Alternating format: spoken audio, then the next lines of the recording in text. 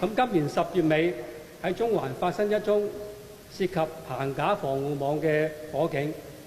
涉案人士擔心佢哋嘅棚架防護網會被抽查檢驗，為應付檢測，涉案人士喺同一間嘅本地供應商以每卷100蚊購買115卷，約3700平方米。呢批防護網係達阻燃嘅標準嘅。咁佢哋就將呢啲防護網就裝咗喺每棟樓宇嘅棚腳嗰度，意圖魚目混珠，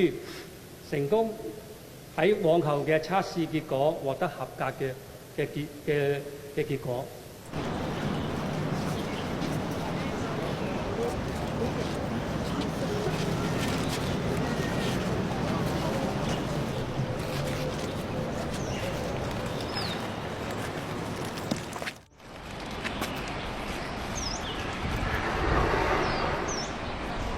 因為有啲嘅遺體咧已經係